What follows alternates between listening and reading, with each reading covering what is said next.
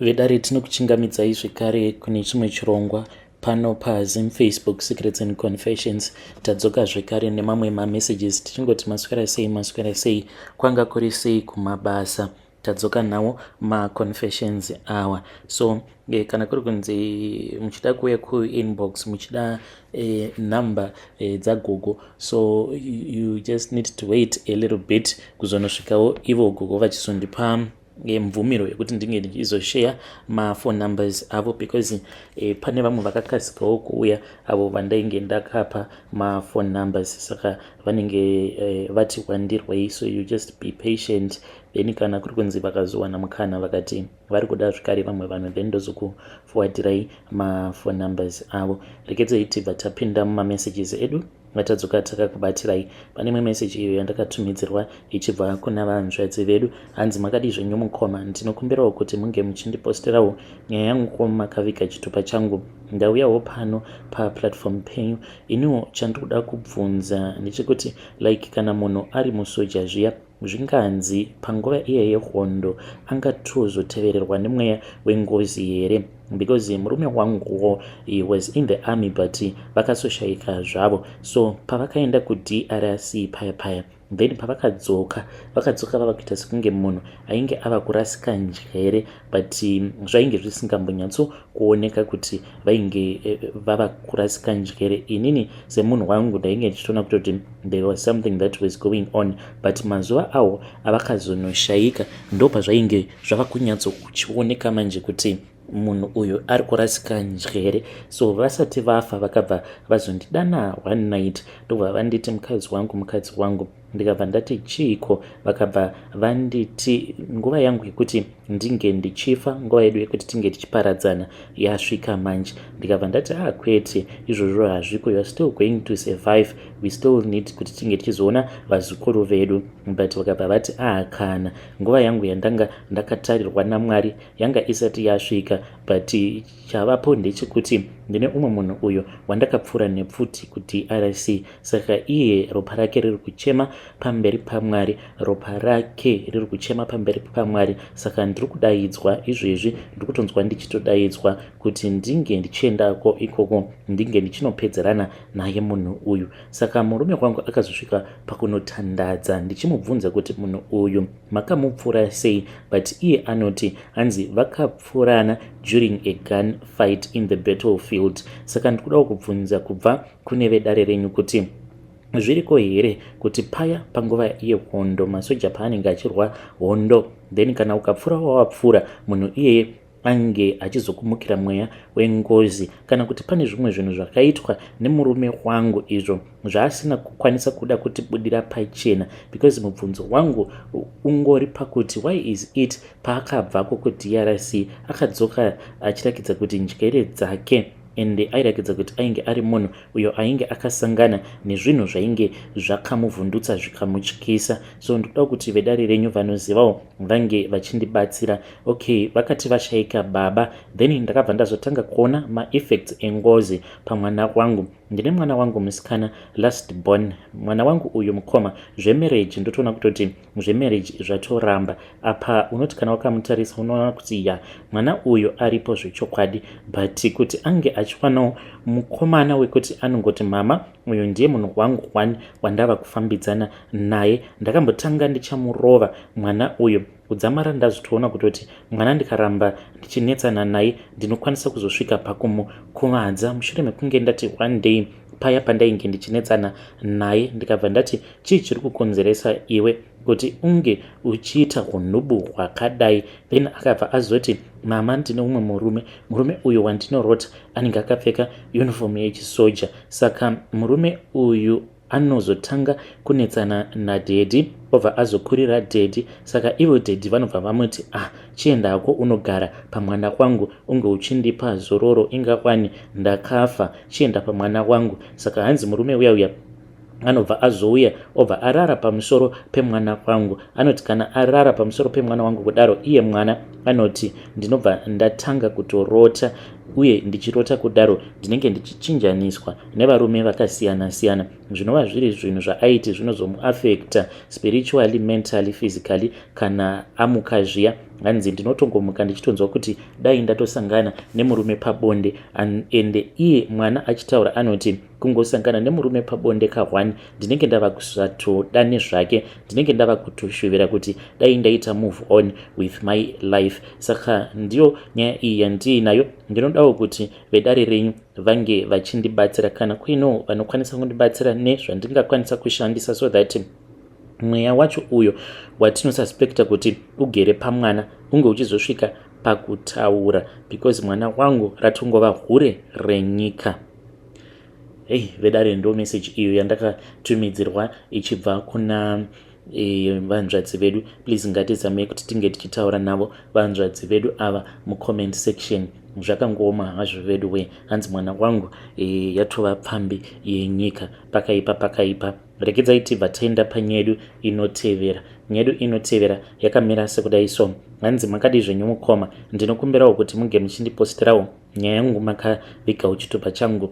Inini mukoma ndiri murumewo ndinoshandisa mushonga welaki, saka laki iri rakazosvika pakunopanduka. Zvino laki iri rakati rapanduka ndo pandakabva ndazorambana nemudzimai wangu. Mudzimai wangu ndainge ndichimuda, uye zvekare laki iri rakati rapanduka kudaro rikabva razondiudza kuti rainge risingachadi kuti mukadzi wangu ange achidya kana send. Mudzimai wangu anorarama achiita zvekudya nhoko dzezvironda. Iko zvino zvindakanzwa kuti ava kuitawo zvichimusika kumusha uko nevana vangu. Hanzi vanotambudzika zvisingaiti, like ndikasangana nevanhu vekuziva. Ndakambosangana neumwe mufesi mubhawa kunoku kuPretoria, a very expensive club. Akatovhunduka akati, nhaiwe uchiri mupenyu? Ndikabva ndati yes of course. Apa ndainge ndakaita kuzadza table nemawine anodhura, apa nemaslay queens awa emuno akaita mayellow bone, ende iye akabva azoti kwandiri, dai wadzora moyo wako. Ndikabva ndati koindava.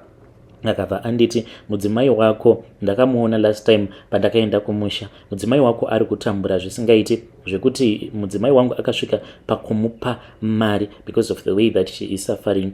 Yes, sevarume tinokwanisa kuita musikanzwa tigohura tigoita sei, but haufaniri kuti unge uchizorasaka mhuri yako. Mukoma, I felt so irritated, but ndakabva ndangoti it is fine. Mvesi uyu iye haazivi kuti inini izvi ndo zvandakatarisana nazvo. Saka ndakatonzi mudzimai wangu iye anofanira kuti ange achihaura. Inini kunakidzwa kwandinenge ndichitwa neupenyu, iyo anofanira kuti ange achitambudzika. Uye zvekare vana vangu ndakabva ndazovaisa pacontract iyoyo, because ndainge ndakanzi kana ndikatadza kuzadzikisa mhiko dzacho, izvi zvinhu zvacho zvinopota zvichitaura neni zvainge zvichiti saka tichangokupa gore rekuti unge uchingoenjoya mari. Mushure mekunge waenjoya mari then tobva tazokuuraya. Ndakabva ndaona kuti kufa hakuiti. Ndikabva ndazozvibvunza zvinhu izvi ndikati, saka imimi muri kuda kuti ndinge ndichiita sei? Zvikabva zvati kwandiri, iwewe unofanira kuti unge uchiti mhuri yako inofanira kuti inge ichizotambudzika, ende vana vako tinofanira kuti tinge tichizovateverera. Kunyange iwe ukanzi wafa kweupenyu hwavo hwose, vanofanira kuti vange vachizova marombe vachingotambudzika. Uye kana iwe uchida kuramba uchiita mari, vana vako haufaniri kuti unge uchizovapa kana sent kana kuvarangarira. So ndakabva ndazobvuma paya. Izvi ndakazviita ndainge ndakatogara zvangu mudining pari pakati pehusiku, mushure mekunge ndatambudzika husiku hwacho ihwohwo, ndichinzwa kufambwa muviri wangu wose. Zvinhu zviya ndo pandakabva ndazonzwa zvichitaura neni. Zvinhu izvi zvichitaura mukoma Nashi, ndakanzwa sekunge mavoices acho ainge achibuda muTV. Ndakagara pasofa kudaro ndo ndainge ndichiona Netflix, ndikabva ndazonzwa mavoices avo ainge achibuda nemuTV achitaura neni. Saka zvinhu izvi personally handisati ndakambozviona physically kana kuti spiritually. Ndinongoita zvekungonzwa mavoices zvichindiudza kuti unofanira kuti unge uchidai. Saka nyaya yazondiunza pano mukomana ndeyekuti ndine umwe musikana uyo wandakadanana naye. Musikana uyu ndakadanana naye mainge muri mugore ra2016. musikana uyu chakaita kuti ndige ndichizosvika pakudanana naye ndainge ndichimuteverera paFacebook. Zvino akazoti aposta rimwe video ainge akaita kupfeka kamwe kadress kekuti it was revealing musana wose uyu wainge uri panze, uye zvekare uchinatsokuona kuti mwana uyu akanaka. Ndo pandakabva ndazotaura naye kuinbox. Ndichinotaura naye ndakabva ndatongomurakidza kuti ini ndiri munhu ane zvinhu zvangu. Saka paakandiona ndichimutumidzira mapictures avo andakamutumidzira ndiri pamba pangu, uye zvekare ndiine motikari dzangu ndichimurakidza kuti idzi ndo motikari dzangu idzi dzandiinadzo. Saka akabva atodyira mwana wevanhu. Ndokubva tatanga kutaura paya. Ndakabva ndazomubvunza kuti saka iwewe kuti ndinge ndichizombonzwa kuti unotesta sei, uri kuda kuti ndinge ndichiita sei? Akabva ati paunenge uri free unondiudza. Saka ndakabva ndazomuudza zuva iro randainge ndiri free, then tikabva tazosangana, but ndakamubvunza kuti ainge achidei. Akabva ati kana ukakwanisa kundipa 3000 rands ziva kuti zvose zvaunenge uchida ndinokuitira. Saka ndakabva ndati it is fine. Ndokubva ndatogara ndatomuisira mari yacho muaccount to prove a point. Mwana uyu akabva atodyira zvokuti by the time pandakazonosvika kumba kwake, by the time pandakazonosvika kuresidence kwaainge achigara, iye akabva atoti there is no need yekuti tinge tichishandisa dziviriro because I want you to be mine. Ndokubva taita takadaro. Mushure mekunge tarara tose, mishonga iya zvino yakabva yazotanga kumuaffecta. Musikana uyu pandakatanga kudanana naye ainge aine body yainge yakanaka, but akasvika pakuonda kuita kaslender. So mukomana ndiyo confession yangu iyo yandinayo. Ndinokumbirawo kuti munge muchindiposterawo nyaya yangu, ndichange ndichizotevererawo mucomment section. Mishonga iyi handisati zvangu ndairasa, ndichiri nayo mishonga iyi. Vedare ndo message iyo yandakatumidzirwa ichibva kuna mukoma vedu. Please ngatizamei kuti tinge tichitaura navo mukoma vedu ava mucomment section. Zvakangoma hazvo veduwe. Rekedzai tibva taenda panyedu inotevera. Nyedu inotevera yakamira sekudai so. Hanzi makadi zvenyu mukoma. Ndinokumbirawo kuti munge muchindiposterawo nyaya yangu makavigawo chitupa changu. Iniwo ndigere pacomplex. Saka pacomplex apa patigere tiri mafamilies akasiyana-siyana, but ndisu takatanga kugarapo pacomplex apa. Mainly tainge tichigara nevanhu vemuno muSouth Africa.